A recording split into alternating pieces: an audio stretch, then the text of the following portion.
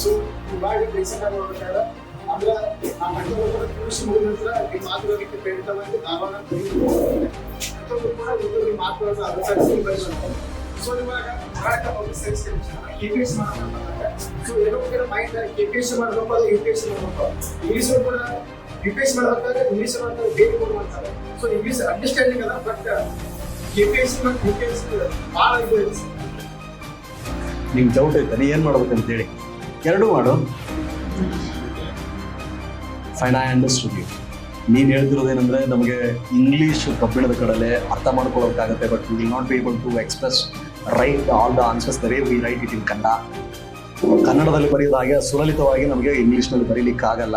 KPSC ಆದರೆ ಭಾಳ easy ಆಗುತ್ತೆ ನಮಗೆ. ಹೆಂಗೆ ಡಿಸೈಡ್ ಮಾಡೋದು ಅಂತ ಕೇಳ್ತಿದೀಯಾ? ಇನ್ನೊಂದು ಲ್ಯಾಂಗ್ವೇಜ್ ಬಗ್ಗೆ ಕೇಳ್ತಿದೀಯಾ?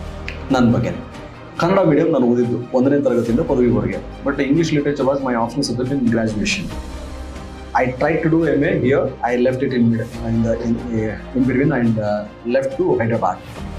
ಕನ್ನಡದಲ್ಲಿ ಪ್ರಿಪೇರ್ ಆಗಲಿಕ್ಕೆ ಇಲ್ಲಿ ಸುಮ್ಕಾ ಬುಕ್ ಸ್ಟಾಲ್ ಅಂತ ಒಂದು ಇರ್ತಿತ್ತು, ನೋಡಿದ್ದೀರಾ? Magadi road theatre, Veeresh theatre ಇದೆಯಲ್ಲ, ಇವಾಗಿನ ವೀರೇಶ್ ಥಿಯೇಟರ್ ಇದೆಯಲ್ಲ, ಅದ್ರ ಕೆಳಗಡೆ ಇರ್ತಿತ್ತು ಸುಮ್ಕಾ ಬುಕ್ ಸ್ಟಾಲ್ ಅಂತ.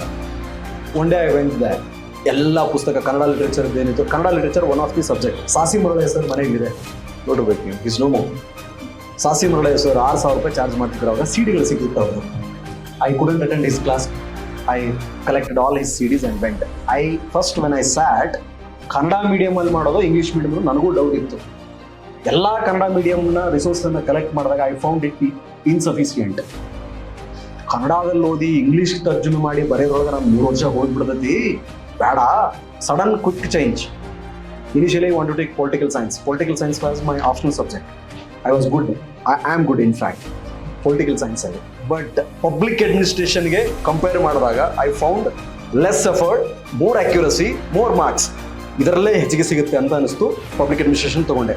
ಇಂಗ್ಲೀಷ್ ಡಿಸೈಡ್ ಮಾಡಬೇಕಾದ್ರೆ ಸೇಮ್ ಎಫರ್ಟ್ ಕನ್ನಡದಲ್ಲಿ ಓದಿ ಇಂಗ್ಲೀಷ್ಗೆ ತರ್ಜುಮೆ ಮಾಡಿ ಬರೆಯುವುದಕ್ಕೆ ಎಷ್ಟು ಸಮಯ ಬೇಕಾಗುತ್ತೋ, ಒಂದು 2-3 ಕ್ವಶನ್ಗಳನ್ನು ನಾನು ಟ್ರೈ ಮಾಡಿದಾಗ ಇಂಗ್ಲೀಷ್ ವಾಸ್ ಮೋರ್ ಕಂಫರ್ಟೇಬಲ್.